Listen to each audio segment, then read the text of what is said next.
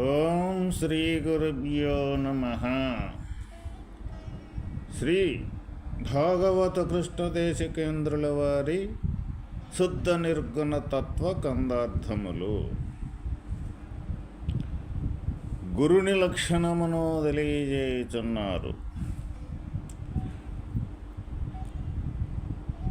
12 అక్షరములు గల సధమల మంత్రార్థమెరిగి సద్గురు కృపచే 16 అక్షరములు గల అది ఎట్టిదో తెలిసినేని అతడే సద్గురుడు.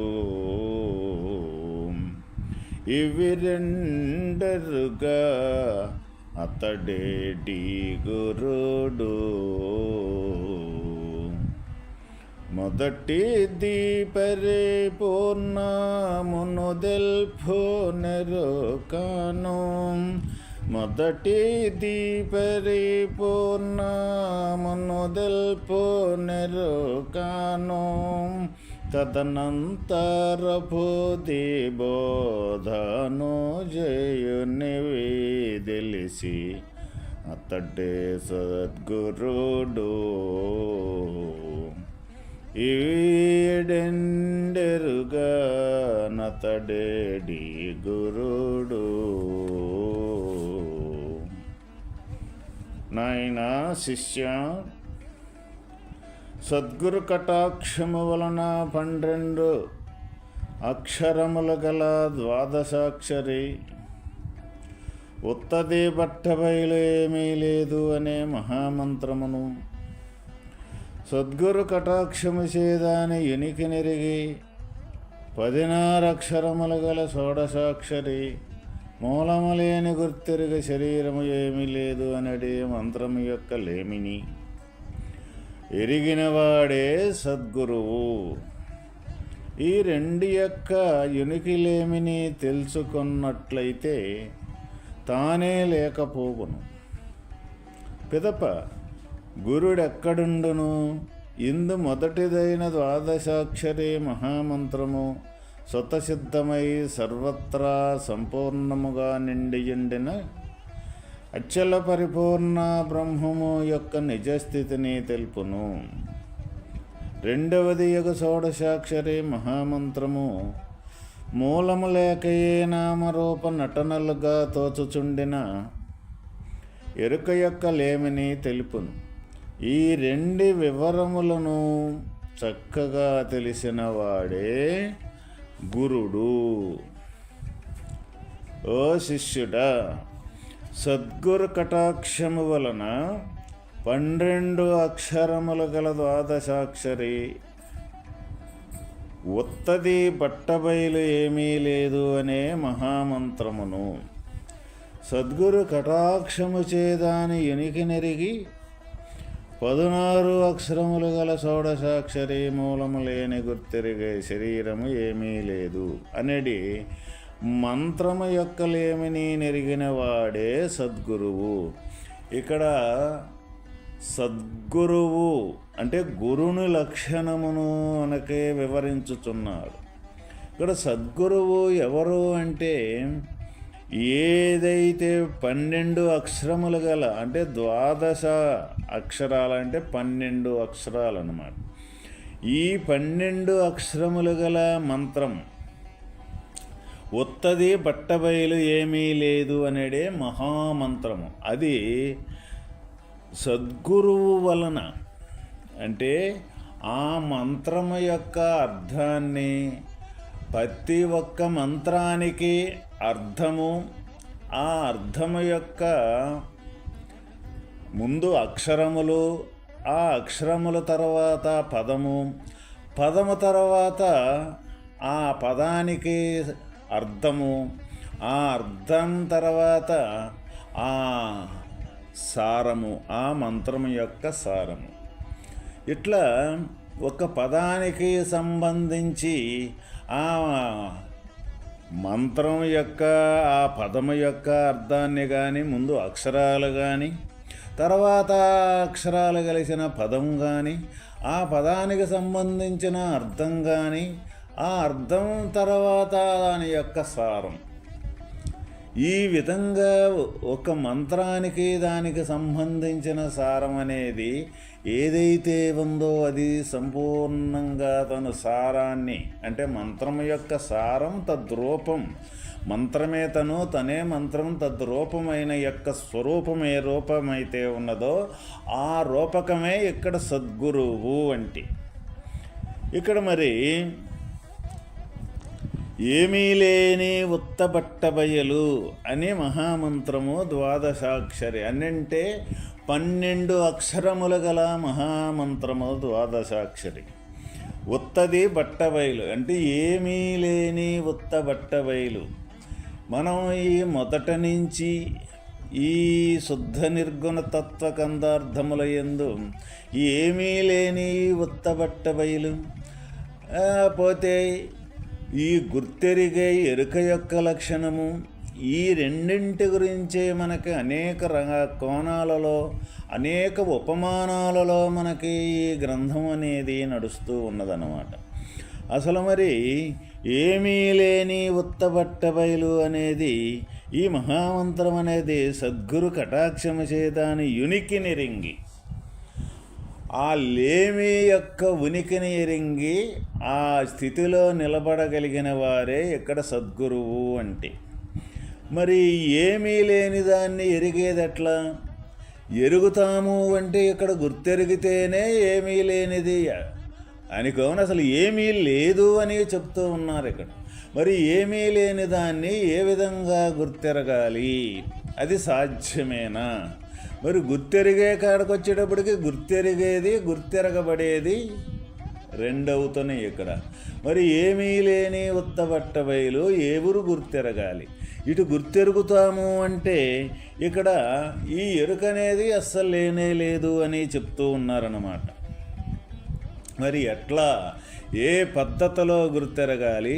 మరి గురుడి యొక్క స్వరూపాన్ని ఏ విధంగా తెలుసుకోవాలి అంటే మనకు అనేక రకాలుగా ఉపమానాలు అనేది మనకి సంతరించుకుంటూ వస్తూ ఉన్నాయి.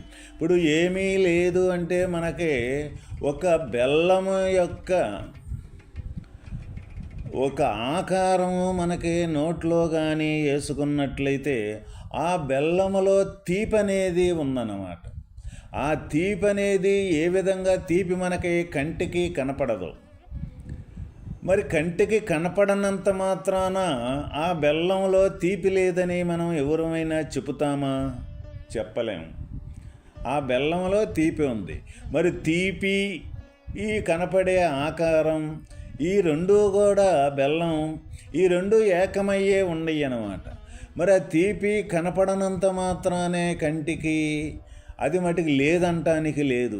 ఎప్పుడైతే మనం నోట్లో వేసుకోవటంతో ఆ బెల్లములో తీపి ఉన్నదని ఏ తీరుగా దాన్ని ఈ జ్ఞానంతో గుర్తెరగగలుగుతామో అదేవిధంగా అనేక రకాలుగా ఇక్కడ మనకి కంటికి గోచరించనయి, మనం అనేక రకాలుగా మనం గుర్తెరిగేవి చాలా ఉండయి అన్నమాట. ఇప్పుడు ఒక దుఃఖం అనేది ఒకటి ఉంది, దానికి ఒక రూపకము లేదు. అయినా సరే రూపకము లేనప్పటికీ కూడా ఆ దుఃఖము యొక్క వాతావరణం వచ్చినప్పుడు దాని యొక్క విధానం అనేది మన శరీరం మొత్తం కూడా మారిపోతుంది అన్నమాట. ఆ కంటెమ్మటి నీరు రావటం కానీ, బాధపడటం కానీ ఇవన్నీ. కానీ ఆ దుఃఖానికంటూ రూపకం లేదు. ఆ విధంగా మరి రూపకం లేనంత మాత్రాన అది దుఃఖం కాదని అంటానికి లేదు. అట్లానే సంతోషానికి కూడా ఒక రూపకం అంటూ లేదు, అది ఎక్కడుందో కూడా తెలియదు. అయినప్పటికీ ఆ సంతోషం వచ్చినప్పుడు మనం ఏ తీరుగా ఈ శరీరం అనేది ఉబ్బుతబ్బులైపోయి ఆ తీరుగా ఆనందం యొక్క స్థితిలో ఏ తీరుగా ఇది ఉంటుందో దాన్ని బట్టి మనం ఆనందంగా ఉంది, సంతోషంగా ఉందని అనుకుంటాం. కానీ దుఃఖానికి కానీ సంతోషానికి కానీ ఒక రూపకాలు లేవు, మనం చూసేదానికి చూడటానికి కంటితోటి ఆస్కారమే లేదు. అట్లా ఇంకా అనేక రకాలైన అనుభవాలు ఏవైతే ఉండయో ఎన్ని మనకి కంటికి గోచరించకుండా ఉండే కేవలం జ్ఞానానికే గోచరించే అనుభవాలు చాలా ఉండేవి మన అంతర్గతంగా. ఇంకా మనకి ఏ విధంగాను అంటే ఈ మనస్సుకి కూడా ఒక రూపకం అంటూ లేదు. అయినా రూపకం లేనప్పటికీ కూడా మనస్సు యొక్క ఆలోచన, మనస్సు యొక్క చర్య ఏ విధంగా మనం గుర్తుపెట్టగలుగుతాము అంటే ఆ జ్ఞానం మనసు కంటే మిగిలిండ జ్ఞానంతో ఈ మనస్సు యొక్క చర్యను కానీ మనస్సు యొక్క కదలికను కానీ మనం గుర్తిరగలుగుతాము. అట్లాగే ఈ జ్ఞానమైతే ఉన్నదో ఈ జ్ఞానంతో ఈ సమస్త ప్రపంచాన్ని మొత్తాన్ని కూడా ఈ ఇంద్రియాదుల ద్వారా కానీ ఈ జ్ఞానం ద్వారా కానీ సమస్తాన్ని మొత్తాన్ని గుర్తిరుగుతూ ఉన్నది ఈ జ్ఞానమే. అయితే ఇక్కడ ఏమీ లేని ఉత్తబట్టబయలన్నప్పుడు ఈ ఉత్తబట్టబయలను కూడా ఈ జ్ఞానమే గుర్తెరగాలన్నమాట. అయితే ఎక్కడ గుర్తెరగాలి, ఏ స్టేజీలో గుర్తెరగాలి?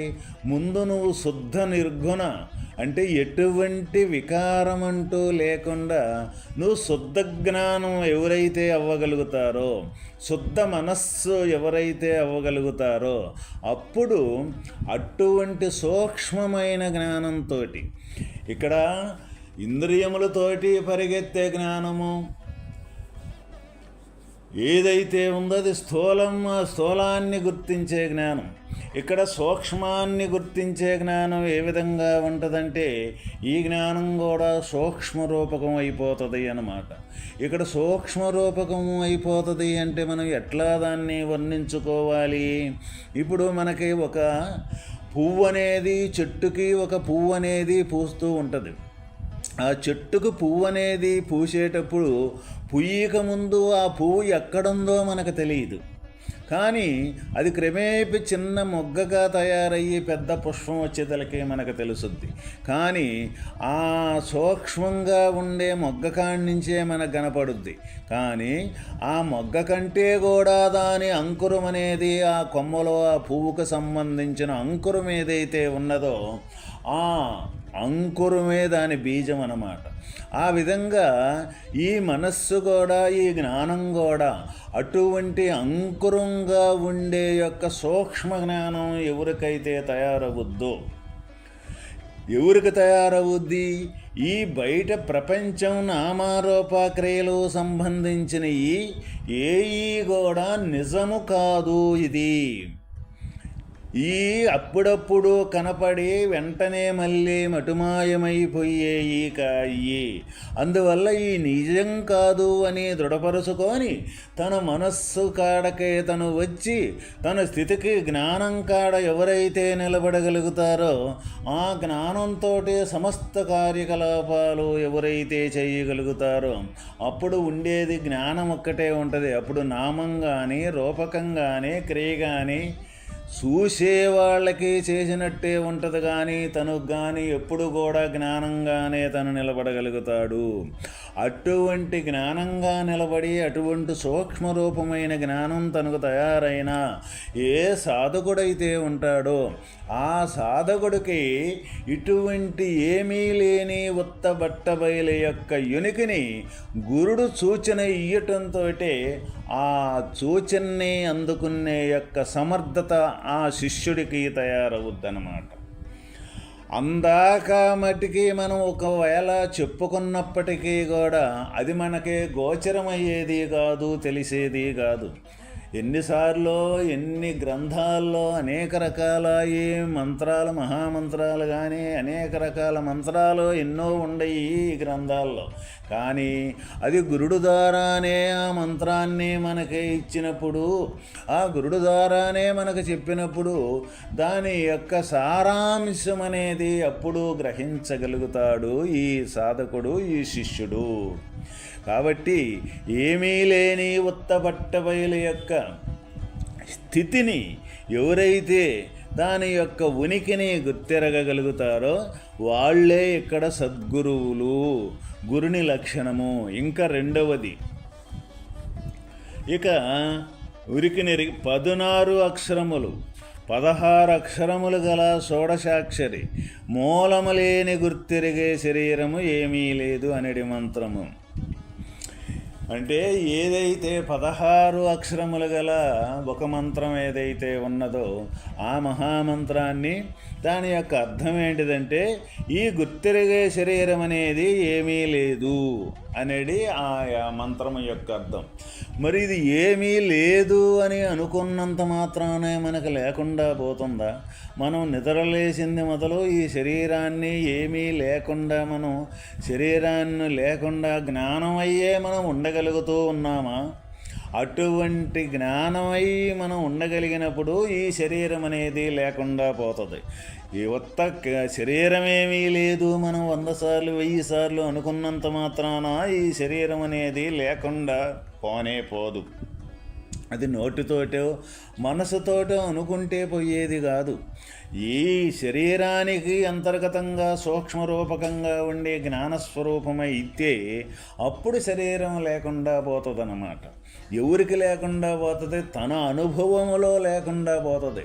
అటువంటి అనుభవంలో లేనప్పుడు ఈ ఏమీ లేని ఈ 16 అక్షరములు గల మహామంత్రం ఆ తీరుగా ఏమీ లేదు ఈ గుర్తెరిగే యొక్క శరీరమని ఆ జ్ఞాన రూపకంగా తను నిలబడ్డప్పుడు ఈ శరీరం అనేది లేకపోద్ది. అప్పుడు తన మనస్సు అనేది శుద్ధ మనస్సు అవ్వటం జరుగుద్ది, శుద్ధ జ్ఞానం అవ్వటం జరుగుద్ది. అంటే ఎప్పుడైతే ఈ మలినమైన శరీరం ఏదైతే ఉన్నదో ఈ శరీరానికి అంటకుండా, శరీరంలోనే ఉండి శరీరానికి అంటకుండా ఆ శుద్ధ మనస్సు శుద్ధ జ్ఞానం అయిన వాడే గురుడైతే ఉన్నాడో, ఏ సాధకుడైతే ఉన్నాడో అటువంటి సాధకుడు ఈ ఏమీ లేని ఈ శరీరం అనేది ఏమీ లేదు అని నిర్ణయించటం జరుగుద్ది. తర్వాత ఈ ఉండేది ఇది లేకపోతే ఉండేది ఏంటిదైతే అదే ఈ పరిపూర్ణము యొక్క స్థితి. అటువంటి స్థితిని గుర్తెరిగి ఆ స్థితిలో నిలబడగలిగిన వారు ఎవరైతే ఉంటాడో అటువంటి వాడే గురుడు. అటువంటి గురు లక్షణము కలిగిన వాడే ఈ పరిపూర్ణ స్థితిని పొందిన మహనీయుడు. అటువంటి స్థితినే ఇక్కడ పరమాత్మ అని కూడా మనం చెప్పుకుంటూ ఉంటాం. కాబట్టి ఓ శిష్యుడా, ఎక్కడైతే గురుడు దగ్గర చేరిన తర్వాత ఆ గురువు యొక్క రహస్యాన్ని, ఆ గురువు యొక్క మార్గాన్ని మనం సంపూర్తిగా మనం తెలుసుకోవాలి అన్నప్పుడు తప్పనిసరిగా ఎప్పుడూ భక్తి శ్రద్ధలు అనేది వదలకుండా నిరంతరము ఏదైతే చెప్పారో చెప్పిన దాన్ని తన విచారణ చేసి ఆ విచారణ ద్వారా తను మళ్ళీ నిజ జీవితంలో ఈ బయట ప్రపంచంలో ఏదైతే ఈ శరీరానికి సంబంధించిన నామరూపక్రియలైతే ఉండయో వాటిల్లో ఆ చెప్పిన యొక్క ప్రబోధాన్ని జోడించి ఈ సర్వకార్యకలాపాలు అయితే నిష్కామంగా చెయ్యగలుగుతాడో అటువంటి శిష్యుడే వాస్తవమైన ఈ గురుడు యొక్క ఈ ద్వాదశాక్షరి షోడశాక్షరి మంత్రాల దగ్గరికి వచ్చి వాస్తవమైన పరిపూర్ణ స్థితిని పొందేదానికి అర్హతను సంపాదించగలుగుతాడు. ఓం తస్సత్.